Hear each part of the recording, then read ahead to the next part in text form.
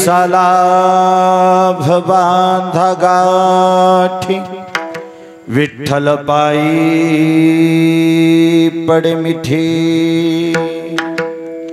हकारुनी सांगे तुका नाम घेता राहू नका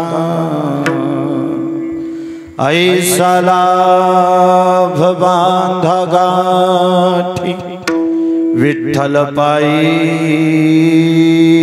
पडे मिठी वक्रतुंड महाकाय सूर्यकोटि समप्रभ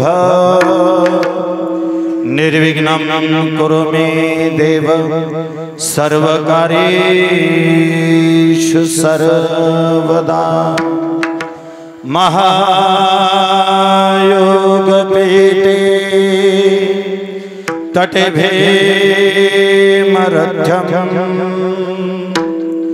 वरं पुंडरीकाय दातुं मुनीन्द्रहि समागत्य तिष्ठन् तमानन्दकन्दं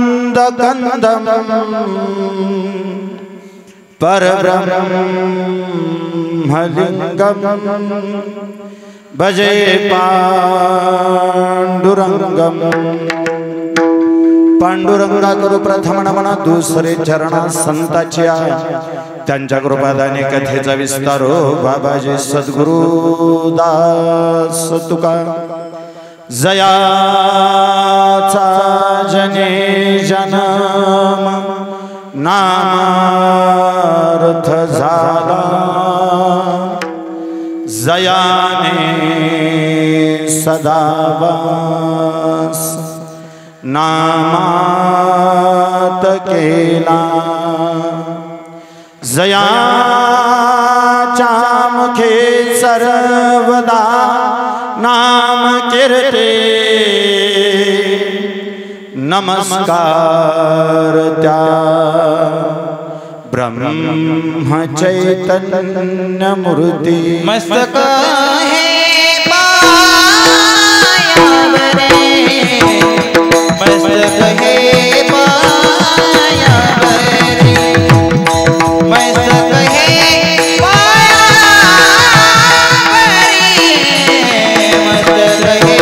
पायावरे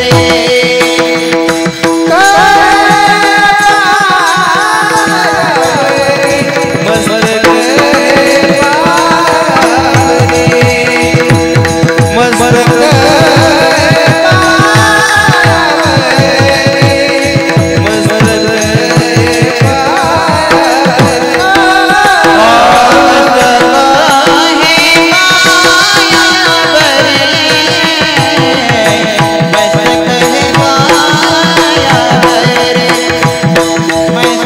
है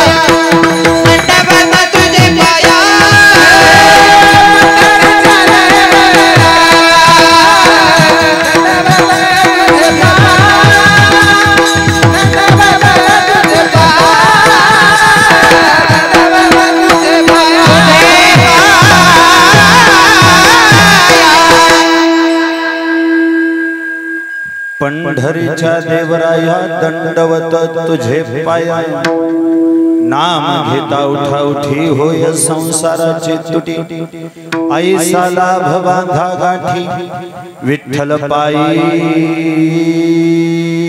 पडे मिठी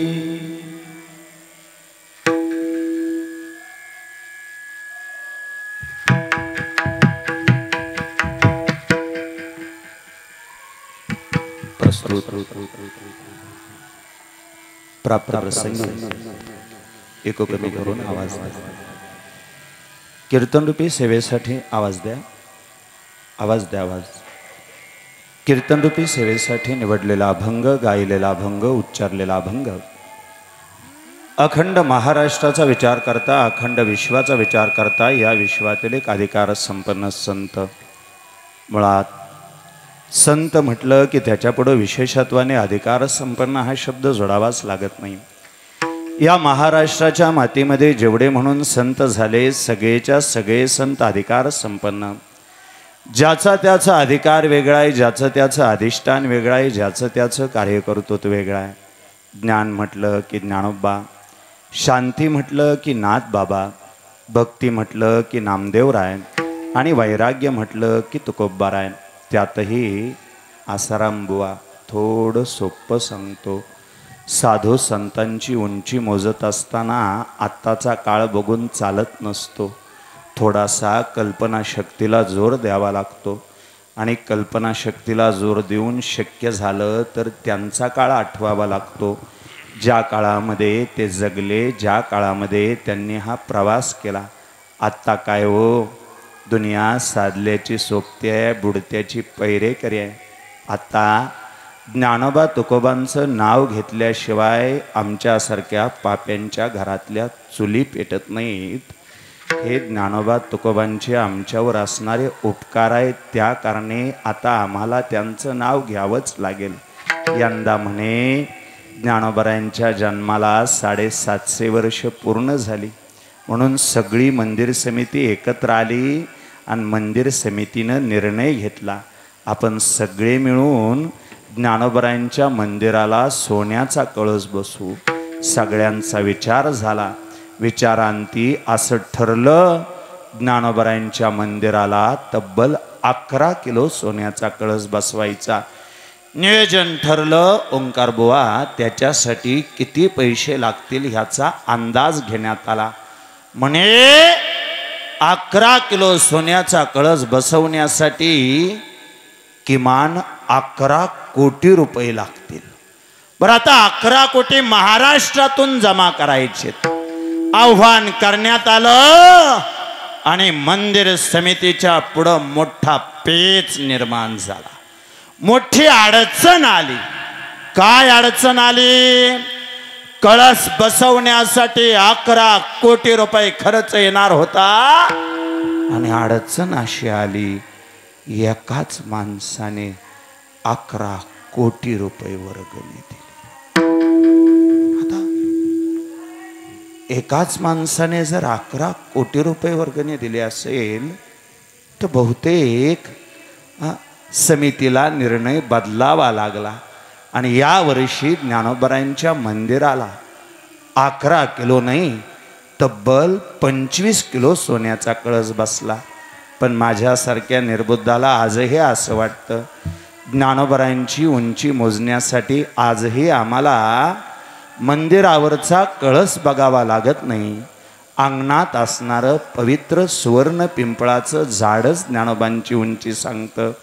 जयाची द्वारी सोन्याचा पिंपळ अंगी ऐसे बळ रेडा बोले. ज्ञान म्हटलं ज्ञानोबांचा विचार करा. ज्या ज्ञानोबांनी सकल वारकरी संप्रदायाचा पाया घातला, नाथ बाबांनी या संप्रदायाला खांब देण्याचं काम केलं, नामदेवरायांनी या संप्रदायाचा विस्तार केला आणि नामदेवरायानंतर बरीच वर्ष या महाराष्ट्राच्या मातीत कुणी संतच जन्माला आला नाही.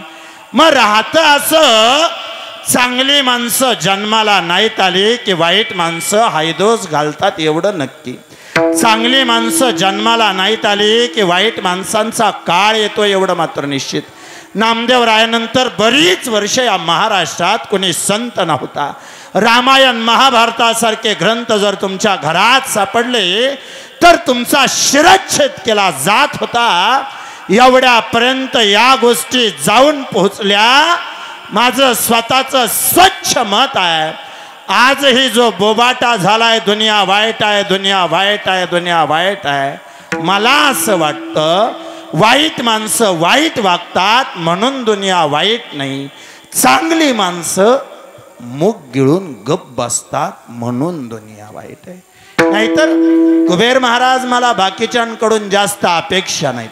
मला सोपं सांगू द्या, फक्त पांढरी कपडे घालणारी माणसं जरी प्रामाणिक जगली तरी हा देश पुन्हा एकदा महासत्ता होईल. कोण प्रामाणिक जगावं लागेल? पांढरी कपडे घालणाराला. कारण पांढऱ्या कपड्याचे 2 नियम असतात. पांढऱ्या कपड्याचा पहिला नियम आहे, चोरांनी पांढरी कपडे घालायची नसतात.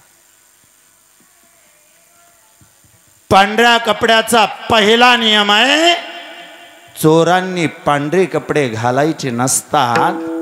आणि पांढऱ्या कपड्याचा दुसरा नियम आहे, ज्याने पांढरी कपडे घातली त्याने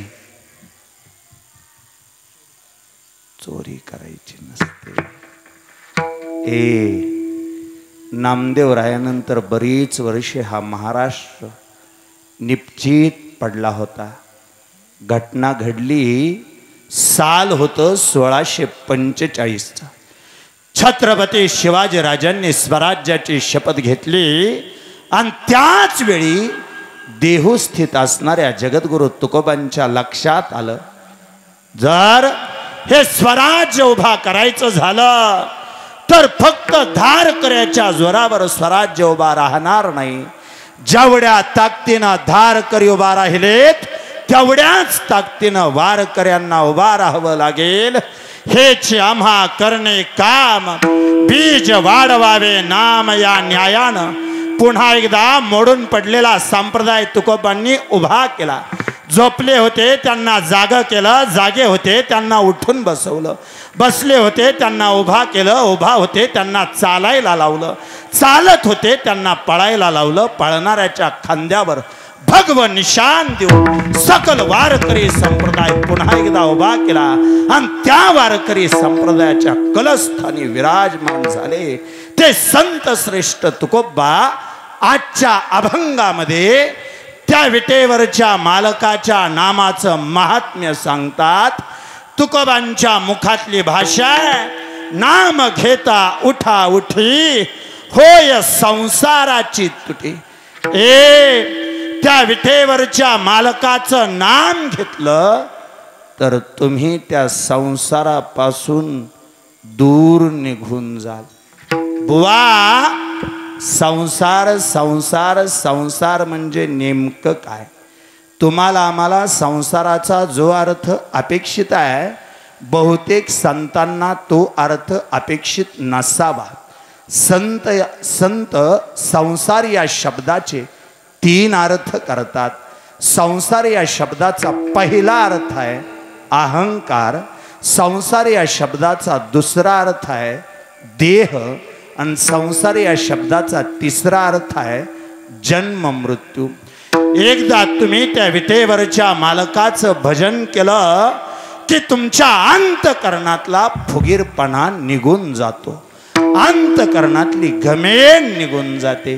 बहुतेक जिथं चपला काढल्या तिथंच तुम्ही तुमचा मीपणा सोडून देता आणि विठेवरच्या मालकाच्या समोर उभा राहिल्यानंतर तुमची सुद्धा धारणा अशी होते, देवा अनाथ अपराधी पतित आगळा परी पाया वेगळा करू नका. देवा मी अनाथ आहे, अपराधी आहे, पतित आहे, फक्त इच्छा एवढीच आहे तुमच्या पायापासून मला वेगळं करू नका. ह्या भावनेनं तुम्ही गेला की समजा तुमच्यातला अहंकार गेला.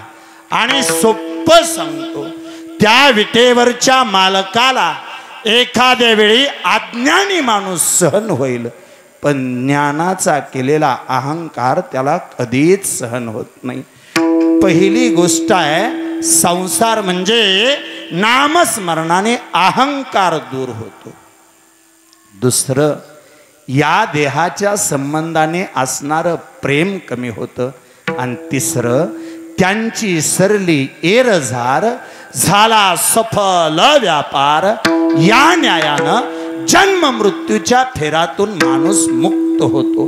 बुवा, हे पटलं, पण ऐका, हा संसार आम्हाला काही केल्यास सुटत नाही.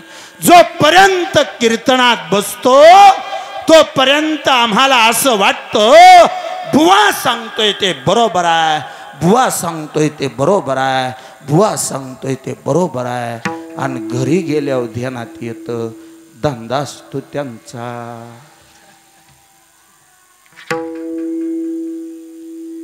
मंडपात आहे तोपर्यंत तुमच्या वचनाशी आम्ही प्रामाणिक राहतो, पण घरी गेल्यावर का कुणाष्टो.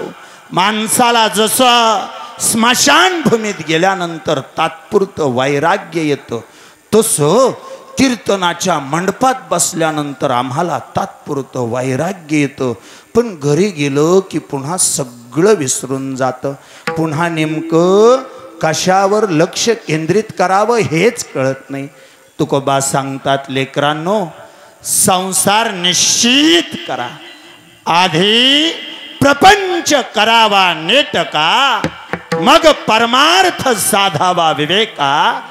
संसार सोडा असं अजिबात सांगितलं नाही.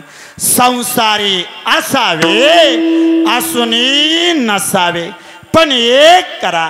त्या संसारातली धन दौलत कमवता कमवता आयुष्यात कधीतरी अशी कमाई कमवून ठेवा, ज्या कमाईच्या जोरावर तुम्ही विठेवरच्या मालकाच्या पायाला मिठी मारू शकता. सांगू, प्रपंच करणाऱ्या माणसाच्या आयुष्याच्या शेवटी त्याचा पैसा मोजला जातो, आणि परमार्थ करणाऱ्या माणसाच्या आयुष्याच्या शेवटी त्याचं पुण्य मोजलं जातं. असं काहीतरी कमवून ठेवा. ऐसा लाभ बांधा गाठी, विठ्ठल पायी पडे मिठी. तुकोबा, आम्ही त्या विटेवरच्या मालकाच्या पायाला मिठी मारायला तयार आहे, पण असं कोणतं साधन आहे ज्या साधनानं आम्ही त्या विठेवरच्या मालकाच्या पायाला मिठी मारू शकतो. तुकोबा सांगतात, साधन अनंत आहेत, फक्त एक आहे, नामा परते साधन नाही, जे तू करशी अनेक काही. नामस्मरण सोडलं नाम परते तत्व नाही रे.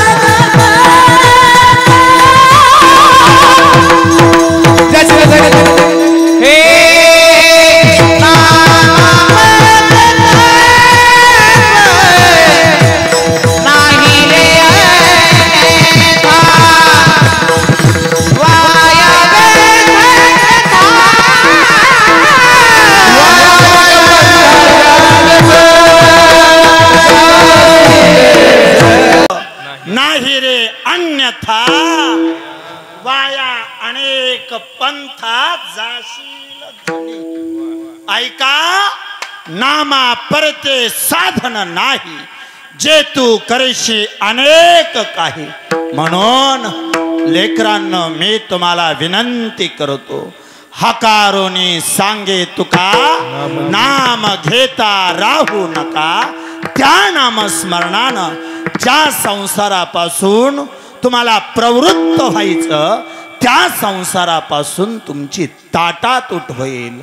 नाम घेता उठा उठी, होय संसाराची तुटी. काहीसा या अर्थाचा 4 चरणाचा अतिशय गोड अतिशय समर्पक अभंग आजच्या सेवेला घेण्यापाठीमागचं कारण नाम सेवेचा परिहार मौजे सापटणे.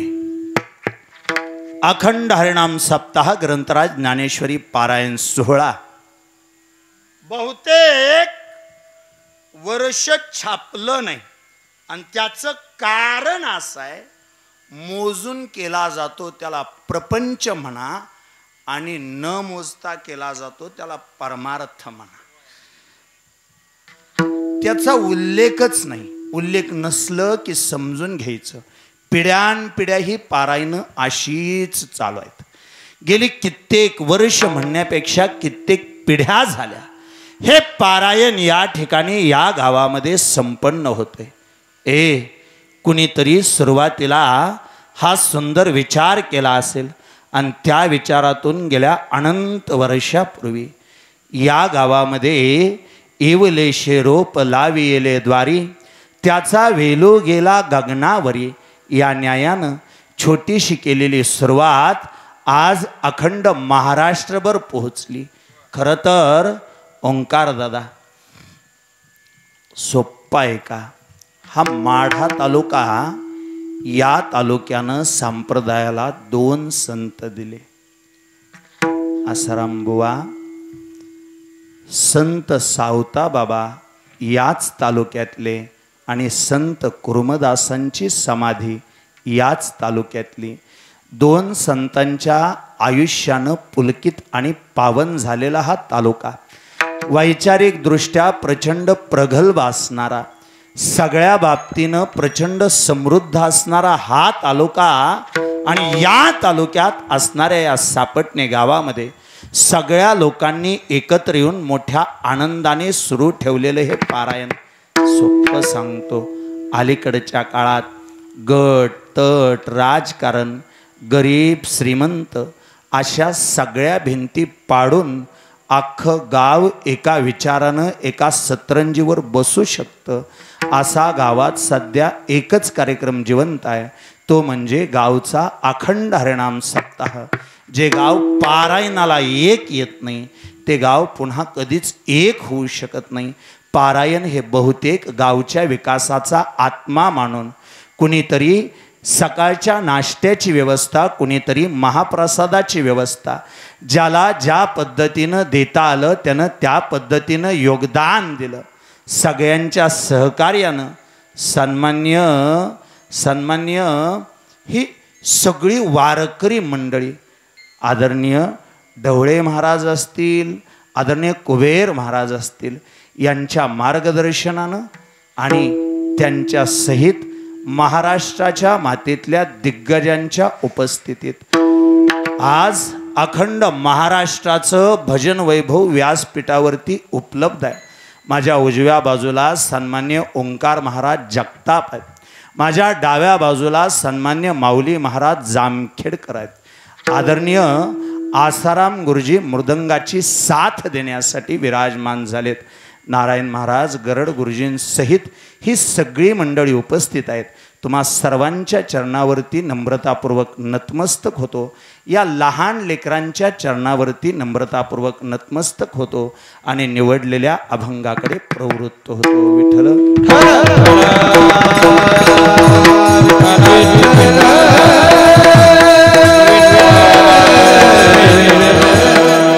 चला शांत ऐका कीर्तन, सर्वांगाचं कान करा आणि शक्य तेवढं कीर्तन बारकाईनं ऐकण्याचा प्रयत्न करा. आसाराम बुवा तुमच्याशिवाय आता मला कोणाचाही आधार नाही असं का म्हणता? टाळकऱ्यांचं माझ्याकडं तोंड आहे, पण त्यांच्या पाठीमागं प्रकाश असल्या कारणे त्यांच्या चेहऱ्यावरचे भाव माझ्यापर्यंत पोहोचत नाहीत. बाकी ही मंडळी माझ्यापासून लांब बसलेत, बरीच लांब बसलेत. का कुणाष्टव असं झालंय? पाठीमागल्या काही दिवसापूर्वी त्या एप्रिल महिन्यात कोरेगाव तालुक्यात कीर्तन केलं आणि दहिवडी मार्गे आमच्या गावाकडे येत होतो. एप्रिल महिना म्हणजे ज्याला कधीच कीर्तन नसतात त्याला बी एप्रिलमध्ये असतात. म्हणजे आपल्यासाठी सुगीचा महिना म्हणलं तरी चालेल. एप्रिल महिन्यात ज्या कीर्तनकारांना कीर्तन नाही ते त्यांनी आपलं धोतराव कुरवड्या वाळू घालायच्या. ठीक आहे, परत म्हणजे नाहीत नेसले तरी चालतील किंवा नाहीत नेसायला मिळले तरी चालतील. तर एप्रिल महिना म्हणजे पण दोन गोष्टी असतात. एप्रिल महिन्यात गावोगाव पारायण बी असतात. हनुमान जयंती, रामनवमी वगैरे ते सगळे एप्रिल महिन्यात येतं. गावोगाव पारायण बी असतात आणि एप्रिल महिन्यामध्ये गावोगाव यात्रा बी असतात. झाला असं, जत्रा म्हणू का, गावोगाव यात्रा असतात, जत्रा असतात. त्या कोरेगाव तालुक्यातनं कीर्तन करून माघारी येत होतो. रात्री 12-12:30चा सुमार रस्त्याच्या कडेला प्रचंड गर्दी दिसली. मला असं वाटलं एखादा कीर्तनकार उशिरा आला असेल आणि त्या कीर्तनकाराचं कीर्तन उशीरपर्यंत चाललं असेल, नाहीतर एवढी गर्दी कशासाठी जमते. म्हणून मी गाडी रस्त्याच्या थोडी बाजूला लावली, काच थोडी खाली घेतली. कुणीतरी महिला कीर्तनकार होत्या. आता थोडं कान देऊन ऐकण्याचा प्रयत्न केला, पण त्यांचे अभंग काय आपल्या पाटातले नव्हते. प्रमाण चाललं होतं त्यांचं पाटलांचा बैलगाडा. मी थोडं ऐकून घेतलं आणि तेवढ्या रात्री मला एका गोष्टीचं नवल वाटलं. तेवढ्या रात्री 2 पोलीस असे पुढं उभा राहिले होते आणि त्या गावातल्या लोकांना, त्या गावातल्या 2 म्हाताऱ्या माणसांना सांगत होते, माग सरा, माग सरा, माग सरा. ते म्हातारी म्हणत होते, माग न दिसत नाही, माग सरा, माग सरा म्हणून विनंती करत होते. क्षणभर गाडीची काच वर घेतली. का थांबलो असं वाटलं, पण एका क्षणात मनाला एक गोष्ट स्पर्श करून गेली. काय वेळ आली राव माझ्या महाराष्ट्रावर, ज्या महाराष्ट्रात ज्ञानोबा तुकोबारायांसारखे संत होऊन गेले, छत्रपती शिवाजी राजासारखा राजा होऊन गेला. त्या महाराष्ट्रात जिथं चाळ वाजतायत तिथं माणसांना म्हणावं लागतंय, माग सरा, माग सरा, माग सरा. आणि जिथं टाळ वाजतायत तिथं रोज म्हणावं लागतंय,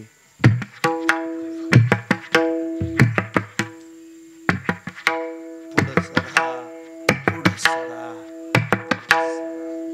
असो, दूर बसलाय पण तरी पोचण्याचा प्रयत्न करतो. सर्वांगाचं कान करा. एकतर सोप्पं बोलन मी. तुकोबांचे अभंग म्हणजे व्हॉट्सअपच्या रचलेल्या कविता मुळीच नाहीत. त्याच्या पाठीमागं काहीतरी पूर्वपीठिका आहे, त्याच्या पाठीमागं काहीतरी कारण आहे. सुचलं म्हणून रचलं हे काही सिनेमाची गाणी नाहीत.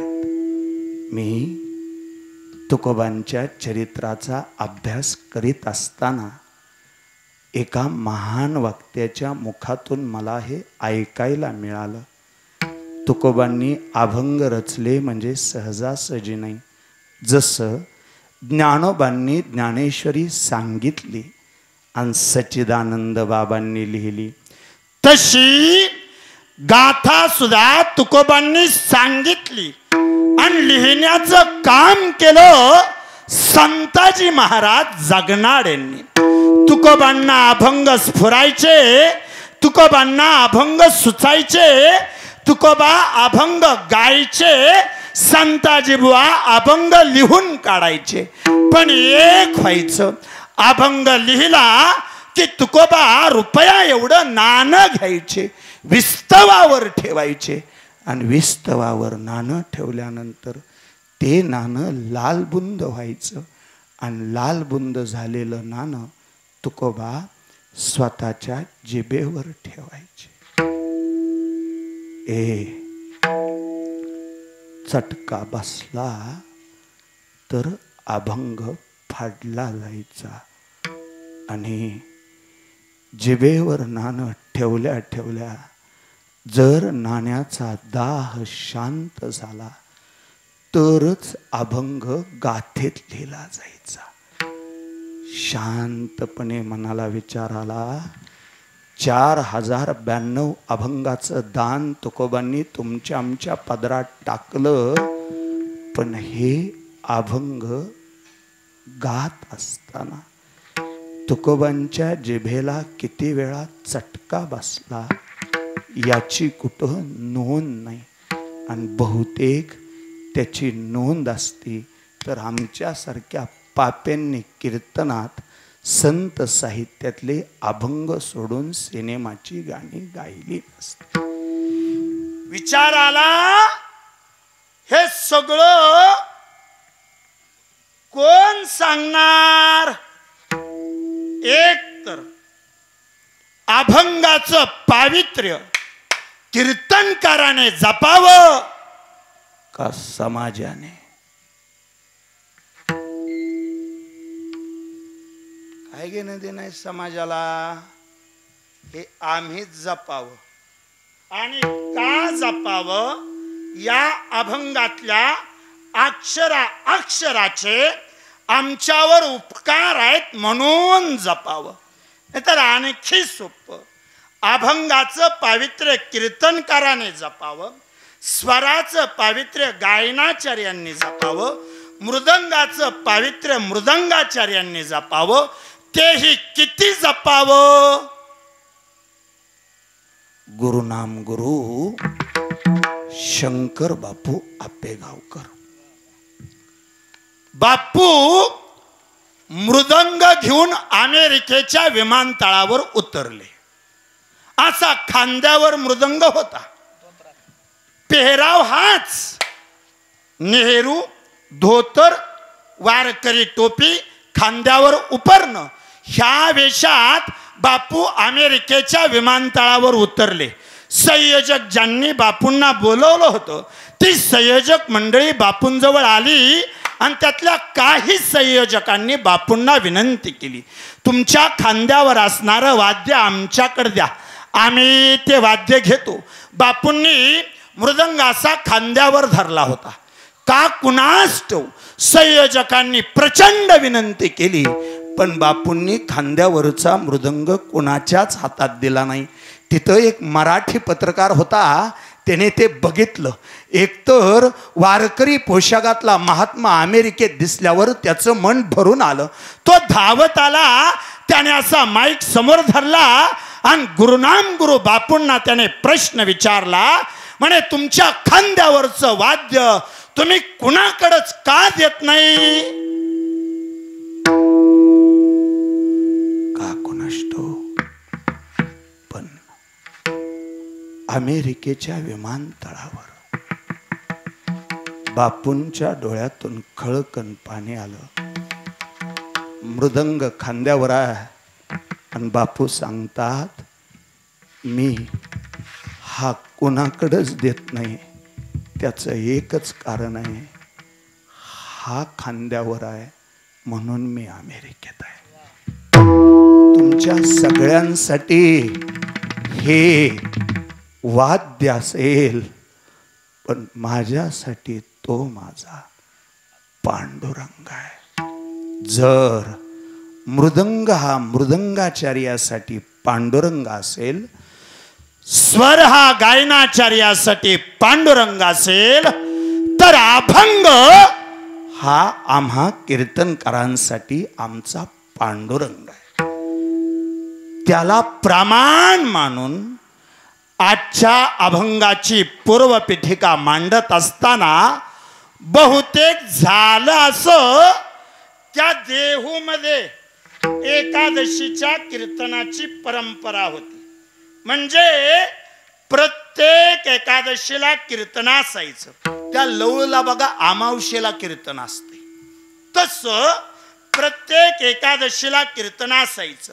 तुकोबा कीर्तनात जाऊन बसायचे, पण व्हायचा असो.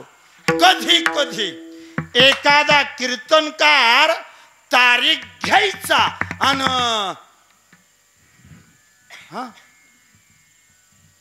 यायचाच नाही.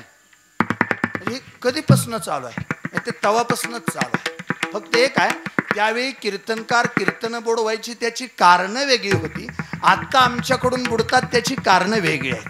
त्यावेळेच्या कीर्तनकाराकडून कीर्तन बुडायची कारण व्हायचं असं. पूर्वीच्या काळामध्ये कीर्तनकारांना तारखा देताना तारखेवर दिल्या जात नव्हत्या, तिथीवर दिल्या जायच्या.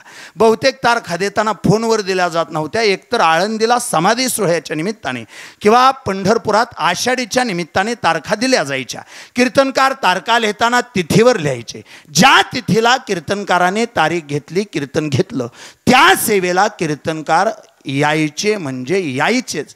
समजा एखादा कीर्तनकार दिलेल्या वेळेपर्यंत पोहोचला नाही तर फोन करता येत नव्हता, कुठपर्यंत आला विचारता येत नव्हतं.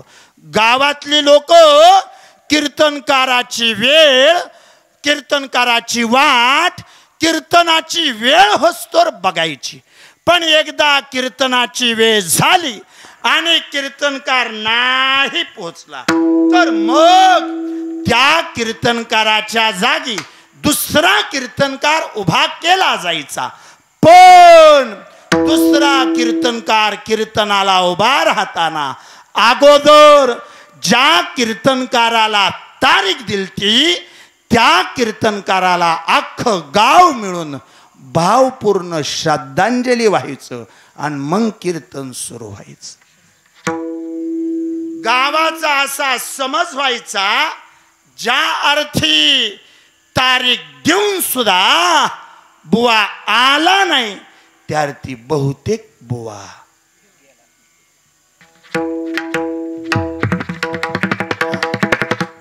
मेला. आता थोडं दुसऱ्या बाजूनं सांगतो. मेले तरच कीर्तनकार तारीख बुडवत होते, एवढी त्यांची कीर्तनावर निष्ठा होती. चला, पण कीर्तनकार नाही आला की कीर्तन बुडायची. आणि मग जुन्या काळातल्या लोकांना परंपरा खंडित झाल्या की त्रास होतो, सहन होत नाही. कीर्तन बुडली की वाईट वाटायचं. म्हणून गावातली सगळी लोक तुकोबांच्या समोर येऊन उभा राहिली, हात जोडले. तुकोबा, गावात एखादा कीर्तनकार नाही आला तर कीर्तन बुडतं, त्यापेक्षा असं का करना. म्हणले, काय तुम्हीच का कीर्तन करना. आणि सांगतो, कोणत्याही गावात गावाला पुढं घेऊन जाणारे विकासाभिमुख राजकारणी असावेत, आदर्श शिक्षक असावेत, सैनिक असावेत, शेतकरी असावेत, पहिलवान असावेत, त्याचबरोबर गावाचा आध्यात्मिक विकास करण्यासाठी गावात निष्ठावंत वारकरी नक्की असावेत. हा सुद्धा गावच्या विकासाचाच एक स्तंभ आहे. ऐका, तुकोबांना विनंती केली, तुकोबा तुम्हीच कीर्तन करा. तुकोबा कीर्तनाला उभा राहिले. पाहुण्या ग्रंथ करावे कीर्तन या न्यायानं तुकोबा कीर्तनाला उभा राहिले. पण भली मोठी अडचण झाली. कोणती अडचण झाली? तुकोबांना कीर्तन करायला लावलं होतं, तुकोबा कीर्तन जगायला लागले.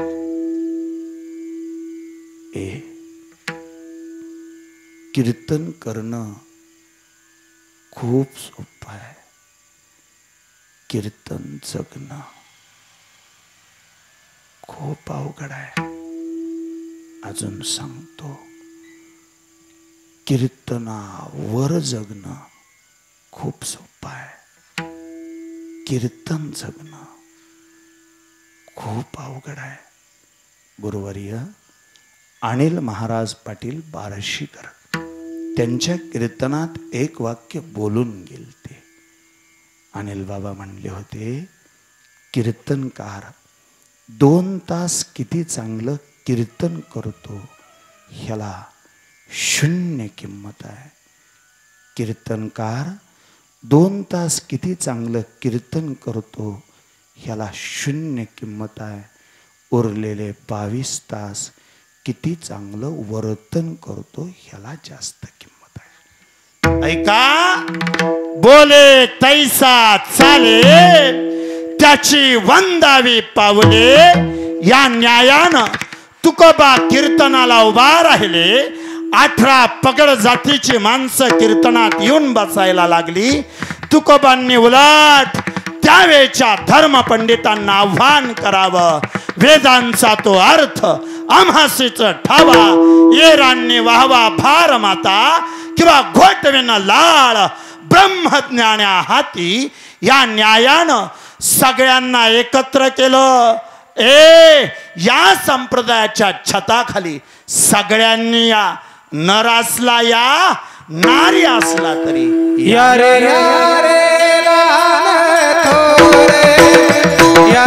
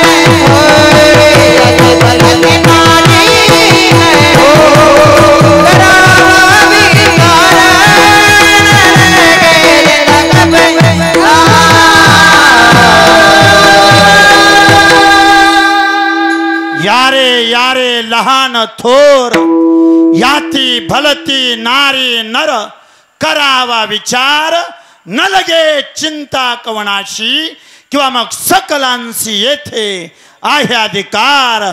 कलियुगी उद्धार हरीच्या नामे तुकोबांच्या कीर्तनाला गर्दी जमायला लागली आणि अडचण झाली. तुकोबांनी केलेली कीर्तन काही जणांना सहन झाली नाही.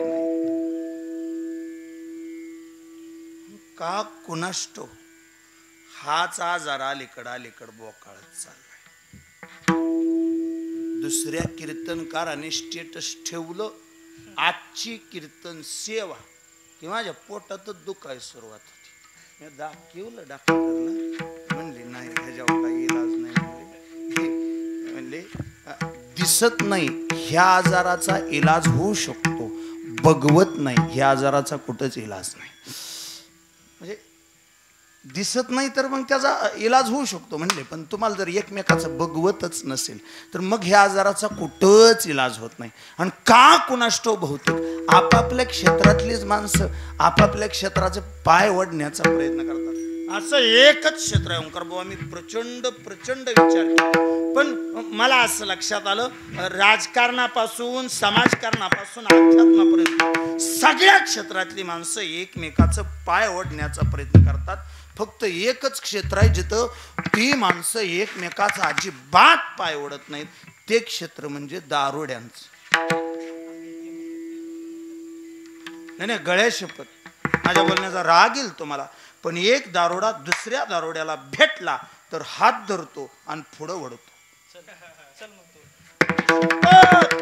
एक दारोडा दुसऱ्याला भेटला तर हात धरतो आणि पुढं वळतो. एक बुवा दुसऱ्याला भेटला तर पाय धरतो, पण वळताना मात्र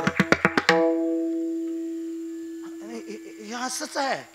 आणि आपण नाराज व्हायची गरज नाही, तेव्हापासून असंच आहे. तुकोबांना त्रास दिला म्हणजे काय बाहेरच्या लोकांनी नाही दिला, तुकोबांना ज्यांनी त्रास दिला थोडा वेळ काढून यादी ऐका. तुकोबांना त्रास देणाऱ्या यादीतलं पहिलं नाव ह्या पुणे सोलापूर हायवेला केडगाव चौफुला. त्या केडगाव चौफुल्याच्या खाली एक पारगाव आहे. अजून बी त्या पारगावला सालूमालू पारगाव म्हणून ओळखतात. तिथले संत होते सालूमालू. तुकोबांना पहिला त्रास सालूमालूचा. काय त्रास दिला ते सालूमालू काय करायचे, तुकोबांच्या कीर्तनात जाऊन बसायचे. तुकोबांनी कीर्तनाला अभंग घेतला की तो अभंग लिहून काढायचे, घरी यायचे, त्या अभंगातलं तुका म्हणे खोडायचे आणि त्याच्या जागेवर सालूमालू म्हणे लिहायचे. पहिला त्रास. दुसरा त्रास वाघोलीच्या रामेश्वर भट्टाचा. तिसरा त्रास चिंचवडच्या चिंतामणी देवाचा. म्हणजे तुकोबांनी केलेली कीर्तनं बहुतेक चिंचवडच्या चिंतामणी देवासहित या तिघांना सहन झाले नाहीत. आणि चौथा त्रास देहूच्याच मंबाजी बुवाचा. पण एक काय, लोकांनी कितीही त्रास दिला तरी संप्रदायाचं काम करणाऱ्या माणसाने स्वतःचा मार्ग कधीच सोडायचा नसतो.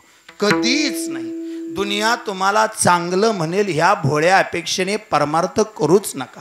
उलट माझं स्वच्छ मत आहे, गावाने चांगलं म्हणावं याच्यासाठी परमार्थ करण्यापेक्षा माझ्या देवानं चांगलं म्हणावं याच्यासाठी परमार्थाची कधीतरी सुरुवात करून बहुतेक तसाच प्रयत्न करा. आणि गावावर बी नाराज होऊ नका. असा एक दिवस नक्की उजाडणार ज्या दिवशी अख्खं गाव तुमचं कौतुक करणार.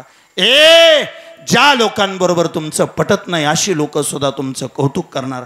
मित्रपरिवार तुमचं कौतुक करणार, घरातली माणसं तुमचं कौतुक करणार, शेजारी पाजारी तुमचे कौतुक करणार, सगळे स्वैरे पाहुणे रावळे आपतेष्ट सुद्धा त्या दिवशी तुमचं कौतुक करणार. फक्त अडचण एक आहे, ज्या दिवशी सगळी तुमचं कौतुक करणार त्या दिवशी तुमच्या नाकात कापूस असणार एवढं नक्की. पद्मश्री सिंधुताई सपकाळांच्या मुखातलं वाक्य आहे. हा महाराष्ट्र आहे, या महाराष्ट्रात मोठं होण्यासाठी मरावंच लागतं. जिवंत माणसाला आधार न देणारी माणसं मेलेल्या प्रेताला जेव्हा खांद्यावर घेतात तेव्हा अशी वाक्य आमच्या सारख्यांना सुद्धा मान्य करून घ्यावी लागतात. तुकोबांना या लोकांनी प्रचंड त्रास दिला, पण या सगळ्यांचा त्रास सहन करून तुकोबा कीर्तनाला उभा राहिले. तुकोबांच्या कीर्तनाचा नियम होता, एखाद्याला जर समजा शंका वाटली तर त्याने चालू कीर्तनात प्रश्न विचारायचा. त्या दिवशी 2 तरणी बाण पोरं तुकोबांच्या कीर्तनात पुढे येऊन बसली. त्यातल्या एकानं उभा राहून बुवांना प्रश्न विचारला, बुवा एक शंका आहे म्हणे, बोला.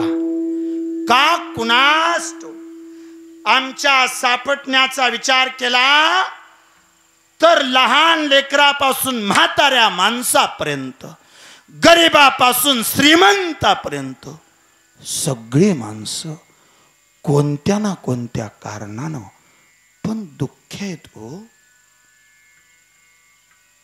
जो देखे सो दुखिया बाबा, सुखया कोई नाही रे.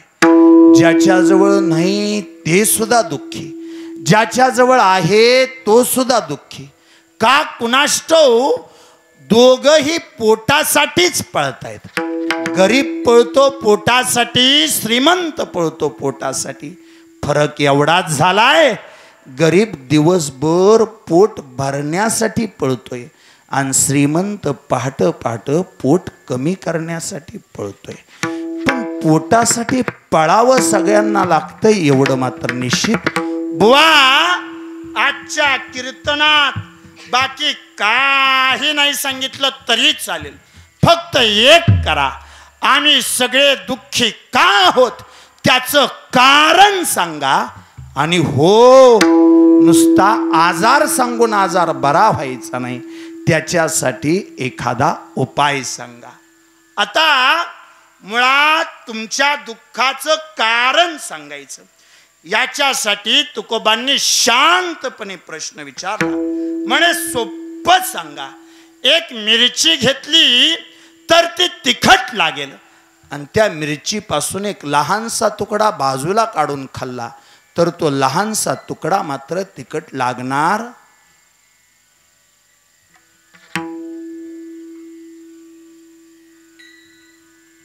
बोला. मिरची घेतली तर तिखट लागेल, लहानसा तुकडा बाजूला काढून खाल्ला तर तो लहानसा तुकडा मात्र तिखट लागणार. बसलेले शांत आहेत. ते म्हणे हेव का पाऊस झालाय 2 टाइम. हा, तुम्हाला बोलावलंय म्हणजे काही इचरायला बोलावलं नाही, आपलं तुम्हाला सांगायसाठी बोलावलंय. जी काय तुमचं पाठ असेल ती कणा कणा कणा कणा सांगा आणि आपलं आल्या पावली. म्हणजे तसंही जमलं असतं, पण गरड महाराज अडचण अशी आहे, ह्या कांबूर नावनं वाटत नसल, पण मी मास्तर आहे आणि मला एक अडचण अशी झाली, जवळ पुढनं उत्तर येत नाही ती तवर पुढं शिकवू वाटत.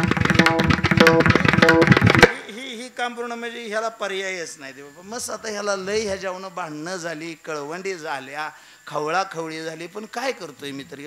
परवा दिवशी सासरवाडीतनं पड्याल वर इसारादाचं कीर्तन होतं. लय वर इसारादा आमच्या इकडं गळ्याच्या नाहीतर गळ्याच्या लय वर इसारादाचे कीर्तन. कोण रामायणाचार्य झालं, कोण भागवताचार्य झालं, मी वर्ष श्राद्धाचार्य झालो. आपण ह्याच्या आधी भेटलो, लय कीर्तन केली वरेसात, माय ताळी कीर्तन केली. त्या दिवशी सासरवाडीतनं पड्याल कीर्तन होतं. माझ्या जीवाला मी असा विचार केला, आसाराम बुवा बरं त्या दिवशी काय टोळी सहित नाही, नाहीतर घेतल्यावर मी कणकी सहित उक्त घेतो. हा काय त्याला त्या दिवशी म्हणली तुम्ही एखादं गायक मग ही पोर असते संग. मग आता दोघांनी जी गाडीत जायचं, एवढ्या मोठ्या गाडीत दोघांनी जायचं, सासरवाडीतनं पलीकडे जायचं होतं. बरं सासरवाडीतनं पलीकडे जायचं होतं, त्याच्यामुळे मॅच माझ्या मनाला शांतपणा केला. त्या काय म्हणल्या नव्हत्या, त्या काय बोलल्या नव्हत्या. उगाच त्यांच्या नावाने खडे फोडण्यात काय मजा नाही. म्हणजे त्या भांडायला लागल्यावर आपल्याला ऐकत नाही त्या तेव्हा भागे यागा. पण त्या दिवशी त्या काय आपल्याला म्हणल्या नव्हत्या, बोलल्या. मी तशी अवसानी केली त्या आश्रम बुवा. एवढीच आहे माझी, एवढी नसले का एवढी अस शपथ, ह्याच्यापेक्षा उच नाही. पण इचू बारका काय मोठा काय झटका सारखाच त्याला, म्हणजे त्याच्यात काय फरक नाही. म्हणजे ते मी ती काय मला यायचं म्हणलं नव्हतं, काहीच नव्हतं, पण म्याच माझ्या मनाचा शांतपणा केला आणि म्या म्हणलं तुमच्या दारातनं जायचं येतं का म्हणून ती जित्रा म्या गाडीत भरली. तसं काय त्याला यायचं नव्हतं, काय नव्हतं, गाडीत बसवलं. आता ही सगळी जी गाव आहे ती माऊलींच्या पालखीच्या वाटेवरची, त्याच्यामुळे तुम्हाला सहज लक्षात येणार आमचं तेवढं भाग्य आहे. जिथून ज्ञानोबा जातात त्या मातीत आमचा जन्म झाला, त्या मातीत आमचा जन्म झाला. आता ते गेलो फलटणाच्या पड्याल सासरवाडी. गावाचं बी नाव सांगितलं असतं, पण कुठली बिचारी कुठं दिलेली असते सांगता येत नाही. उगं हे तिथलं जाऊन तिथं त्याच्यापेक्षा आपलं ती नाव फक्त मागं ठेवतो. सासरवाडीत गेलो. सासरवाडीत आपल्याला प्रचंड किंमत आहे. नाही हायच, हसताय काय सासरवाडीला मी कुणाला माहिती नाही, टी व्ही घेऊन दिला मी सासरवाडीला, त्याला काय करता येते. आपल्याला प्रचंड किंमत आहे. पिशव्या ही आपणच खाली उतरतो, त्यामुळे त्यांना ते बरं वाटतं. म्हणजे मी आपल्या पिशव्या ही खाली ठेवल्या. आपल्या कामाला आपण चूक राहायचं हो का, कसं का असं ना, पण आपलं काम आपण केलं पाहिजे. पिशव्या ही उचलल्या, खाली ठेवल्या, त्यांना खाली सोडलं. माझी मापला मी गेलो. 2 तास कीर्तन करून माघार. बरं काय मोकळा तरी माघार आलो. तो का 2 तास कीर्तन केलं म्हणजे कोण मोकळं होतं तेव्हा. मी आपलं 2 तास कीर्तन केलं, माघार आलो. माघारी आल्यानंतर पुन्हा आपल्या कामाला आपण चूक म्हणून पिशव्या उचलल्या, गाडीत ठेवल्या. पण का कुणास ठाऊक गाडीत बसली बिचारीने असं हप बजरंग बली म्हणे तोंड केलं. बरं आता ते रुसलं म्हणजे आपला धडा होत नाही बोलायचं. नाही होतच नाही, म्हणजे आपल्याला ब्यावच वाटतं त्या चित्राचं. मी फलटणा पतूर यस्तुरंग करतात आम्ही शब्द बोललो नाही. फलटणमध्ये आल्यावर मी विचारलं होय काय झालं, अजिबात बोलायचं नाही असं चावून आले माझ्यावर. आपण गप्प बसलो. फलटणमध्ये जी वाचा आपली बंद केली ती बरडमध्ये असतो, अजिबात शब्द विचारला नाही. पण गाडीत मागं बसली होती, पण अशी हळूहळू रडलेला आवाज यायला लागला. गाडी मी बरडमध्ये बाजूला दाबली. बाजूला दाबल्यावर मी विचारलं नेमकं काय झालं. अजिबात बोलायचं नाही म्हणले माझ्यासमोर. काय म्हणून माणसाने तरी ऐकायचं आणि काय म्हणून माणसाने तरी बोलायचं. मी बोलायला लागले की म्हणायचं बाया गावाय बाया गावाय बाया गावाय म्हणून आज पतर मी माझ्या तोंडाचा जाळ केला. पण कुठवर माणूस तरी गप बसल. मी मेली म्हणजे का माझ्या मड्यावर बांधून द्यायचं आहे सगळं. माणसाने किती गिळावून किती घोटाव. बरं आता सांगायसारखं तरी राहिलंय का माणसाला वाईस तरी मनाने शानपणा. अरे झालं काय नेमकं काय नाही म्हणले ते तुम्ही कीर्तनाला कीर्तनाला निघाला होता आणि पिशव्या खाली घेत होता तेव्हा माझ्या मैत्रिणींनी तुमच्याकडे बघितलं आणि तुम्ही गेल्यावर मैत्रिणी घरी आल्या. आता मी ह्याच काम पूर्ण होतो म्हणलं तुम्ही गेल्यावर मैत्रिणी घरी आल्या आणि मला म्हणलं होय ग ह्या बारीनी सासऱ्यावर आली काय.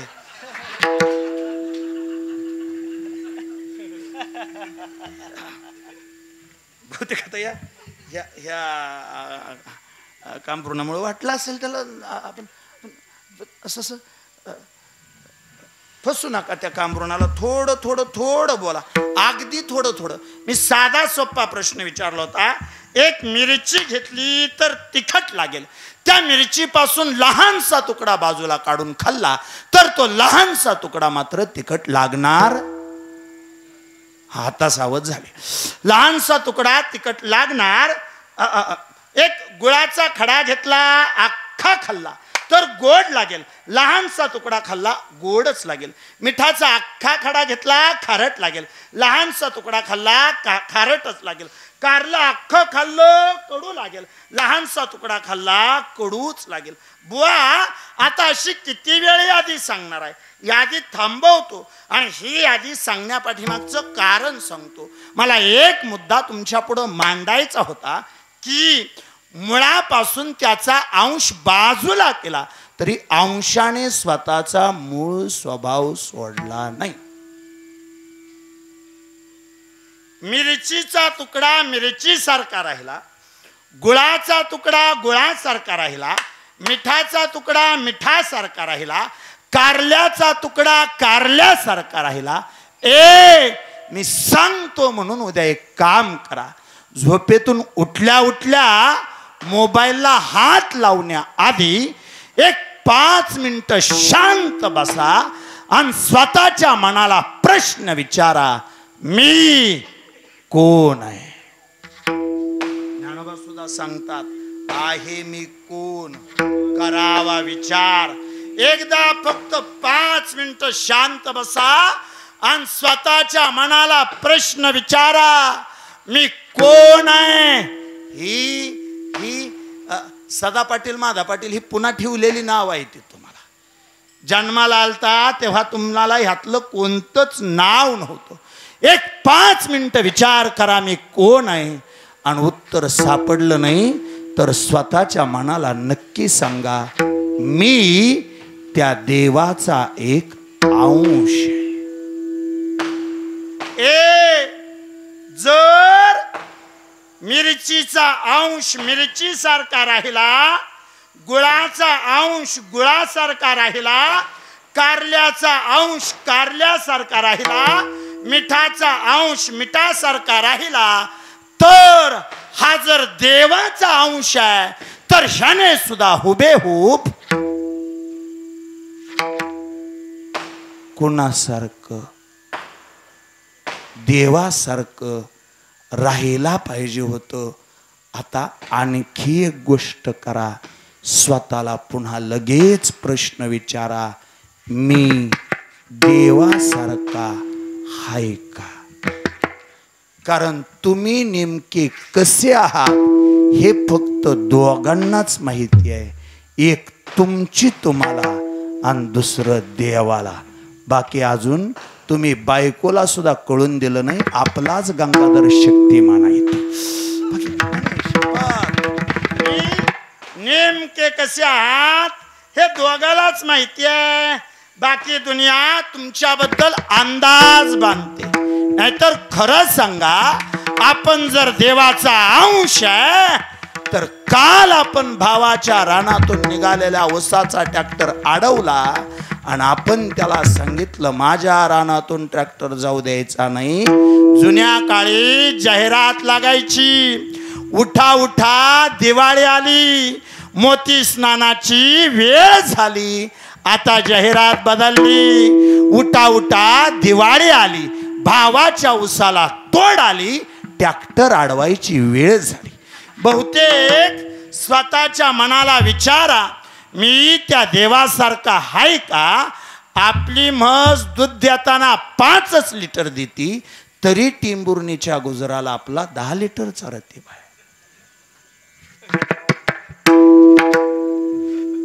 आपल्याच मनाला विचारा, मी देवासारखा हाय का? पाठीमाग बसलेल्या माता भगिनी उद्या भाऊबीजेला म्हणून जातेल्या. ह्यातल्या बऱ्याच जणी माघारी येताना फोन करतेल्या, हॅलो ऐकलं का? म्हणे काय? ह्या बारीने मी दादा बरोबरीच भांडली. त्याला म्हणलं कवाच आम्हाला काहीच घेतलं नाही, ह्या बारीने मात्र अर्धा तोळा तुला घ्यावाच लागल. तो म्हणला ताय लाखातनं वर गेला, 1.5 लाखाच्या जवळ आला. तरी बी मी त्याला सांगितलंय, तो होय म्हणलाय. तुम्ही येड्यावानी करू नका, माझं नीट ऐका. येड्यावानी करचाल तर असंच राहचाल. हरभरा खाल्लं हात कोरडं, कुठवर म्या म्हणून शिकवायचं आणि कुठवर म्या म्हणून तरी सांगायचं. वाईच मनाचा हुशारपणा करा आणि असं करा. अर्ध्या तोळ्याचं पैसे त्याच्याकडं आणती, अर्ध्या तोळ्याचं पैसे घेऊन तुम्ही सोनाराच्या दुकानात या. ह्याच्या जीवाला वाटलं अर्ध्या तोळ्याचं पैसे दाजी देतात म्हणून ह्याने अर्ध्या तोळ्याचं पैसे घेतलं. टिंबुर्णीत दुकानात गेला, सोनाराच्या दुकानात गेला. अर्ध्या तोळ्याचं पैसे मेहुण्यानं दिलं, अर्ध्या तोळ्याचं पैसे ह्यानं दिलं. टेंभुर्णीत गाडीला किक मारली. तिथनं आरशात बघायचा, स्वतःच्या मनाला हसायचा, कसला दाजीन कसला दाजी. लाडक्या मेहुण्यानं खरं तर 1,500 दिलं, पण ह्या मेहुण्यानं अर्ध्या तोळ्याचं पैसे दिलं. ह्यो मेहुणा आपल्याला देवापेक्षा चांगला असा म्हणत विचार करत ह्यो घरी आला. आणि घरी आल्याबरोबर ह्याच्या मनाला विचार आला, खरंच अर्ध्या तोळ्याचं पैसे. तुम्ही सगळे मारुतरायाच्या दरबारात बसलाय, फक्त खोटं बोलू नका. तुम्ही माझ्या आई आहात, तुम्ही माझ्या बहिणी आहात, फक्त खरं बोला. खरंच अर्ध्या तोळ्याचं पैसे भावानीच दिलतं का हे कुंडच शेरडाचं करडाचं घेऊन गेल?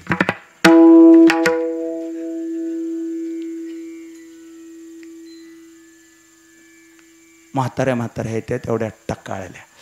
बुवा आम्हाला लैंदी झालं असंच म्हणायचं होतं, हिकुंडच पैसे घेऊन जातीन, भावाचं नाव करून येते. बरं झालं तुम्ही म्हणला ती. ऐका, एकदा फक्त अंतकरणाला प्रश्न विचारा, मी कोण आहे? उत्तर मिळेल. तुम्ही त्या देवाचा अंश आहात. मग फरक असा पडला, देवामध्ये आपल्यामध्ये फरक असा पडला. देव सर्वज्ञ, जीव अल्पज्ञ. देव सर्वव्यापी आहे, जीव एक व्यापी आहे. आणि त्यापेक्षा देव सुखात आहे आणि जीव मात्र दुःखात आहे. सांगा तुकोबा, आमच्या दुःखाचं मूळ कारण काय? आपण त्या देवाचा अंश आहोत याचा आपल्याला पडलेला विसर हेच दुःखाचं मूळ कारण.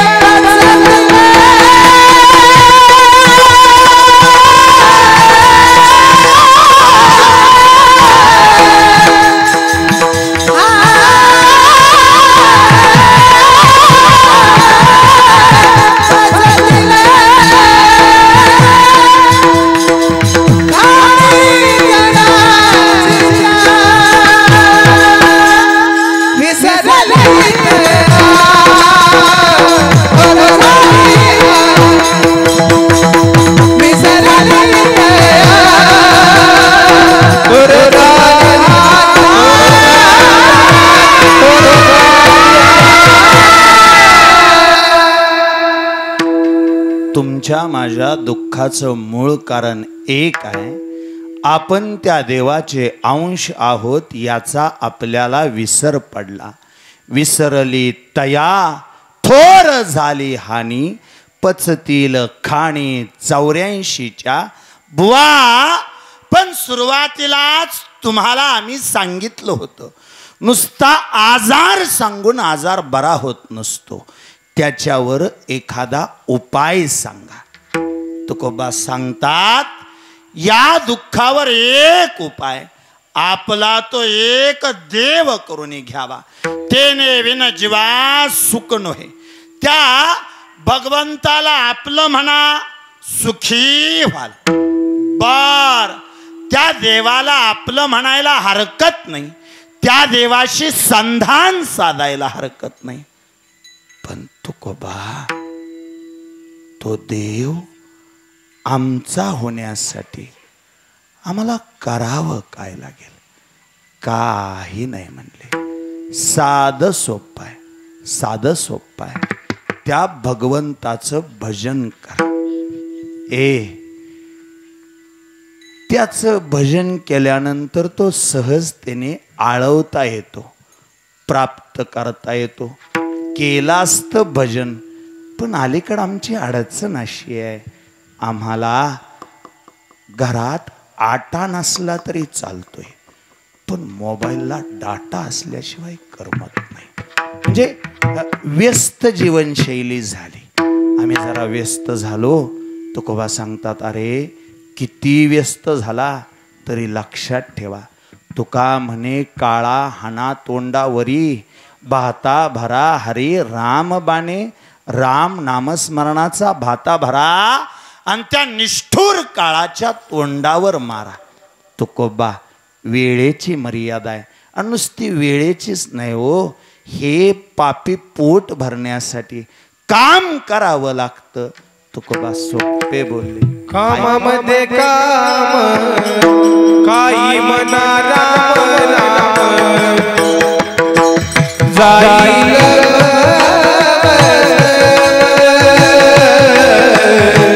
सुख होईल दुःखाचे.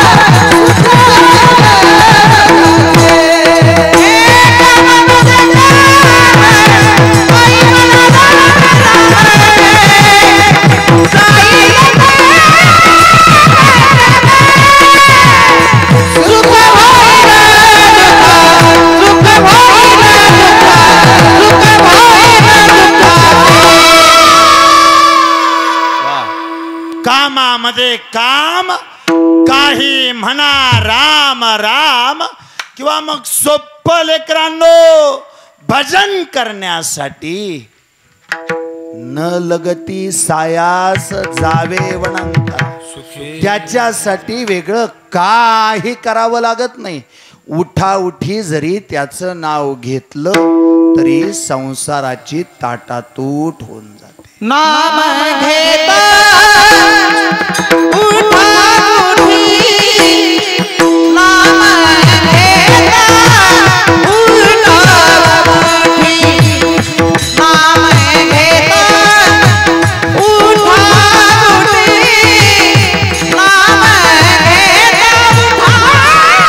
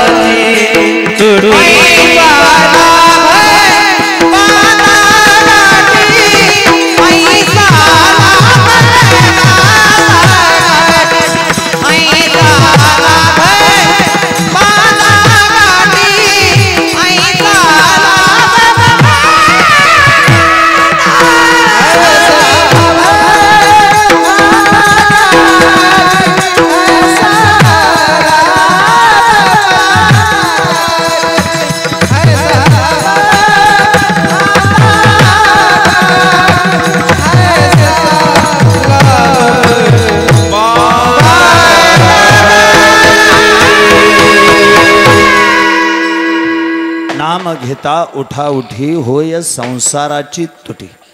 बुवा त्या भगवंताचं नाम घ्या हे तुम्ही सांगता खरं.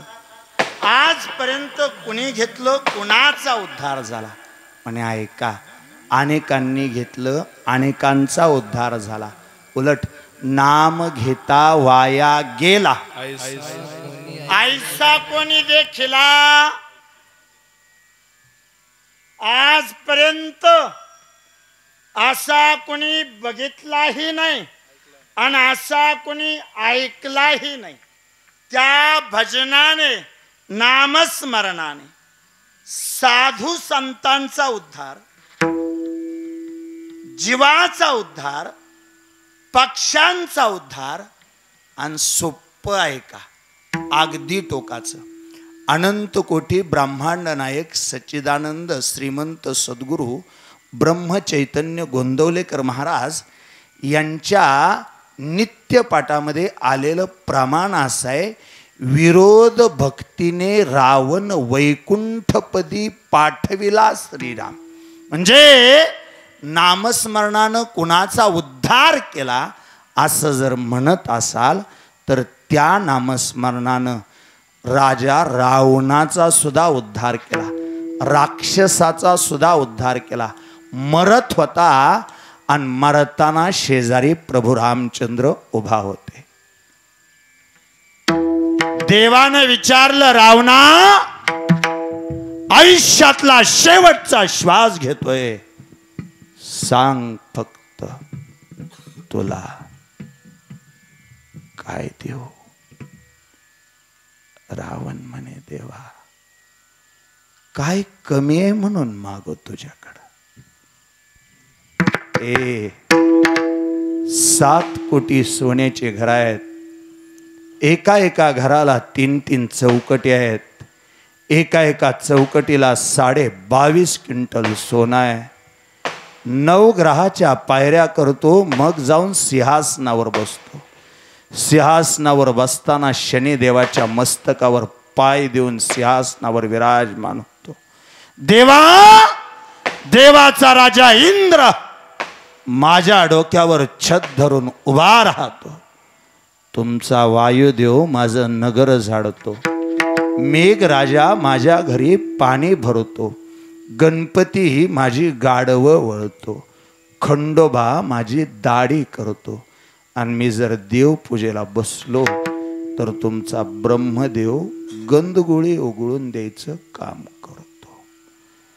देवा संपत्तीच्या बाबतीत कमतरता नाही, अधिकाराच्या बाबतीत कमतरता नाही. अजून सांगू रामा, पत्नीचा विचार करत असशील तर तुझ्या सीतेपेक्षा माझी मंदोदरी सुंदर आहे.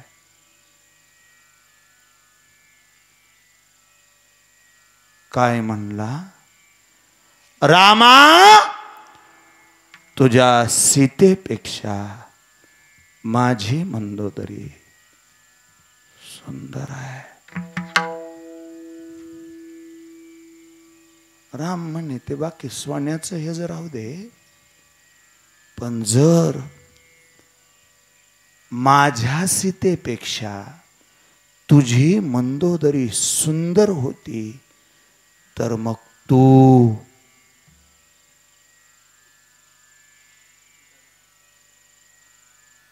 माझी का पळवली. बर तुला 80,000 होत्या, मला एकच होती, तरी तू सीतेला घेऊन पळून आला. रावण म्हणे, खरं सांगू देवा, आजपर्यंत मला कुणी समजून घेण्याचा प्रयत्नच केला नाही. खरं तर मी नारद महर्षींच्या समोर उभा राहिलो. मला विश्वास होता हरिप्राप्तीशी उपाय, धरावे संतांचे ते पाय. म्हणून मी नारद महर्षींच्या पायाला हात लावला आणि त्यांना विचारलं होतं, सांगा देव मला कशानं भेटल. त्यांनी मला 2 पर्याय सांगितले. म्हणले, एक तर देवाचं भजन कर, नाहीतर देवाबरोबर भांडण कर. देवा, मुळातच आम्ही आसुर, भजनाचा आणि आमचा काडी मात्र संबंध नाही, म्हणून मी तुझ्याबरोबर भांडण्याचा निर्णय घेतला. नारद महर्षींना विचारलं, नारदा सांगा फक्त, राम माझ्या बरोबर काय केल्यानंतर भांडेल? तेव्हा नारद महर्षींना उत्तर दिलं, त्याची बायकोच पळवायची, म्हणजे आपोआप बांधतो. कोण म्हणलं होतं? नारद महर्षी. आणि अजून ह्यातलं 10-20 गडी गावोगाव जिवंत आहेत. त्यांना पक्क माहिती आहे कुणाची भांडणं कशी लागते, पक्क माहिती आहे. त्यांनी जर मनाव घेतलं तर चांगला चाललेला कार्यक्रम सुद्धा ते टाळाच्या वाद्या बैलाच्या गळ्यात नेऊन बांधलेला गडी पण ते चालवून द्यायचं. असो, नारदाने सांगितलं, म्हणून मी तुझ्या दारात येऊन उभा राहिलो. रामा, पण मला माहिती आहे, देवाच्या दारात उभा राहताना आपली जहागिरी माग ठेवायची असते, आणि देवाच्या दारात उभा राहताना बहुतेक भिकारी होऊनच उभा राहायचं असतं. मी माझं सर्वस्व विसरून तुझ्या दारात येऊन उभा राहिलो. रामा, ज्या मातेला तुझा पाय लागला, त्या मातेला माझा पाय लागला. आणि का कुणाष्टो, मला सीतेतली बाई बघायची होती, पण ती माती एवढी पवित्र होती, मला सीतेतली बाई दिसली नाही, मला सीतेतली आई दिसली. मी हाक भिक्षाम देही म्हणून हाक मारली. मी सीतेला खांद्यावर घेऊन निघालो होतो, तेव्हा जग म्हणत होतं, रावण बाई घेऊन निघाला. मी माझ्या मनाला सांगत होतो, मी माझी आई घेऊन निघालो. रामा, सीता जिवंत मिळाली हा तुझा पुरुषार्थ आहे, पण सीता पवित्र मिळाली हा या रावणाचा संयम आहे. लक्षात ठेव, काय मागतो हे जर विचारत असशील तर आज माझ्या एवढा श्रीमंत कुणी नाही. रामा, जे तुझ्या बापाला साधलं नाही ते राक्षस असून विरोध भक्तीनं तुझं भजन करून मी साधलंय. आज आयुष्यातला शेवटचा श्वास घेतोय. जगाचा बाप मर्यादा पुरुषोत्तम प्रभू रामचंद्र माझ्या समोर उभा आहे. मी स्वार्थी नाही बरं. मी जर तिथंच थांबलो असतो तर तू पंचवटीतच माझा जीव घेतला असता. मी सीतेला लंकेत आणलं, त्याचं कारण असं आहे, माझा भाऊ कुंभकर्ण मेला, पण मरताना राम बघून मेला. माझा मुलगा इंद्रजित मेला, पण मरताना राम बघून मेला. देवा, जे तुझ्या बापाला साधलं नाही ते मी साधलं. आयुष्यातल्या शेवटच्या क्षणाला तुझा हात माझ्या डोक्यावर आहे आणि तुझा पाय माझ्या हातात आहे. याच्यापेक्षा वेगळं माणूस म्हणून जगत असताना आपण तरी काय कमवावं. रावणासारख्यानं जर रामाच्या पायाला मिठी मारून देह सोडला असेल तर आयुष्यभर किती कमवा, पण कमवता कमवता ऐसा लाभ बांधा गाठी, विठ्ठल पायी पडे मिठी. कशाने तो अधिकार प्राप्त होईल? दुसरं साधन नाही. ज्ञान मार्ग, कर्म मार्ग, योग मार्ग, भक्ती मार्ग, या सगळ्यात श्रेष्ठ भक्ती मार्ग. आणि भक्ती मार्गामध्ये सुद्धा नामसंकीर्तन हा सगळ्यात चांगला मार्ग. म्हणून नामा परते साधन नाही, जे तू करीशी अनेक काही. विटेवरच्या मालकाच्या भजनाला पर्याय नाही. म्हणून सगळ्यांना विनंती आहे, दोन्ही हात वर घ्या. स्त्री असाल पुरुष असाल, दोन्ही हात वर घ्या. या पवित्र सोहळ्याची आजची ही उद्घाटनाची पहिल्या दिवसाची सेवा आणि पहिल्या दिवसार एवढ्यासाठी या वर्षीची हे बहुतेक दरवर्षी असेल पण या वर्षीची मी पारायणाची पत्रिका बघितली. सध्या महाराष्ट्रामध्ये पहिल्या फळीतले जे जे कीर्तनकार आहेत तेवढे सगळे कीर्तनकार या व्यासपीठावरती कीर्तनासाठी उभा राहणार आहेत. तेवढ्या सगळ्या कीर्तनकारांच्या कीर्तनाच्या उद्घाटनाची सुरुवात माझ्यापासून व्हावी याच्यापेक्षा चांगली गोष्ट आणखी काय असावी. तेवढ्या गोड पत्रिकेमध्ये सेवा दिल्याबद्दल मी तुमचा अतिशय मनापासून आभारी आहे. पत्रिका बघितली, कीर्तनकारांची नावं बघितली, आनंद वाटला. निश्चित या गावच्या परमार्थाचं ते फळ आहे. आदरणीय ह्या गुरुजनांच्या आशीर्वादानं तुम्हा सगळ्यांमध्ये बळ निर्माण झालंय. सहजासहजी ह्यातला एक कीर्तनकार उपलब्ध करायचं म्हटलं तरी अवघड आहे. अशी सगळी लोक तुम्ही कीर्तनाच्या निमित्ताने इथपर्यंत बोलवली. ओंकार बुवा ही कीर्तनांची पत्रिका बघितली आणि बाकी सगळं नियोजन बघत असताना मला तिथं वाचायला मिळालं काकड आरती, हरिपाठ, गाथा भजन, ओंकार महाराज धन्य नाही का. ए ए ते का हसले कोण असतं मला काय होय का असं असं काय नसते तसं. कबीर महाराज होतात चला हा. पण एक आहे तुमचं नाव वाचलं, त्याचबरोबर आसाराम बुवांचं नाव वाचलं, गरुड गुरुजींचं नाव वाचलं. खरं सांगतो, सहज बोलतो, साधं बोलतो. ऐका, तुम्ही गायला असावं. आसाराम बुवांनी वाजवायला असावं, गुरुजींनी गायला असावं अशी सध्या महाराष्ट्रातल्या सगळ्याच कीर्तनकारांची इच्छा आहे. खरंच सगळ्या कीर्तनकारांची इच्छा आहे. आज ह्या सापटणेकरांनी माझी सुद्धा ती इच्छा पूर्ण केली. तुम्हा दोघांच्या चरणावरती नम्रतापूर्वक नतमस्तक होतो. माझ्या समवेत आलेला गोड गळ्याचा तथा गोड स्वभावाचा धनी, आणि तुम्ही आहे म्हणून आवर्जून आणलं त्याला. एक त्याच्याही आवाजाला एक उंची आहे. माऊली बुवा, अतिशय मनापासून तुमच्या चरणावर नतमस्तक होतो. मस्तक माझा पायावरी या वारकरी संताच्या या न्यायानं तुम्हा सर्वांच्या चरणावर नतमस्तक होतो. हे लहान लहान लेकरं कीर्तनात उभा आहेत. अशी जवळपास 70 लेकरं माझ्याकडे शिक्षण घेतात. शालेय शिक्षण, वारकरी शिक्षण या सगळ्या गोष्टी एकत्र देण्याचा प्रयत्न करतोय. मी स्वतः शिक्षक आहे. माझी मिसेस MSc BEd मॅथ आहे. आम्ही दोघं सर्व्हिस करत नाही. सगळ्या गोष्टीचा त्याग करून संस्थेसाठी स्वतःचं आयुष्य वेचून अशा लेकरांना सांभाळण्याचा प्रयत्न करतोय, प्रामाणिक प्रयत्न करतोय. या लेकरांच्या चरणावरती नम्रतापूर्वक नतमस्तक. आसाराम गुरुजी, ओंकार दादा, आजपर्यंत कीर्तनात उभा राहून कधीच माझ्या संस्थेला 1 रुपया वर्गणी द्या असं कधीही म्हणलो नाही.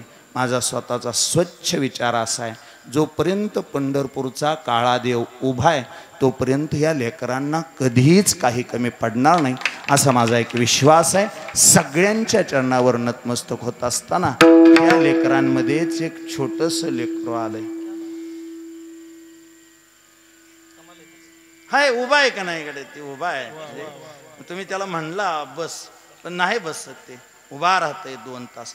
आणि आणलंय त्याचं एकच कारण, माझं स्वच्छ मत आहे. एक पालक म्हणून मी हे वाक्य बोलतोय. मला एवढंच कळतं, आपला बाप काय करतो हे पोराला कळावं म्हणून फक्त त्याला सोबत आणलं. काय नाही. आणि बापाने बी अशीच काम करावं ती जिथं पोरगा संघ नाही. चला, संपला विषय. ह्याच्यापेक्षा वेगळं मला जास्त बोलायचंच नाही. अतिशय मनापासून लेकराच्या चरणावरती नतमस्तक होतो. सगळ्यांच्या चरणावर नतमस्तक होत असताना सिस्टमवाले दादा तुमचं आभार मानतो. ज्यांनी चित्रीकरण केलं त्यांचं मनापासून आभार. तुमच्या कार्याला अनंतविध शुभेच्छा. जशी महाभारतात संजयाची भूमिका तशी सध्याच्या काळात ह्या यूट्यूब चॅनलवाल्यांची भूमिका. संजय जसं अख्खं कुरुक्षेत्र धृतराष्ट्राला थेट कळवत होता तसं अख्खं पारायण अख्ख्या महाराष्ट्राला माहीत करून देण्याची जबाबदारी ह्या लोकांची आहे. निश्चित तुमच्या कार्याला अनंतविध शुभेच्छा देतो. झालेली सेवा श्री पांडुरंगाच्या चरणावर समर्पित. आजच्या सेवेतलं शेवटचं आणि अखेरचं वाक्य सांगा बुवा, भजन करण्यासाठी तुकोबांनी किती काकुल केला यावं रे.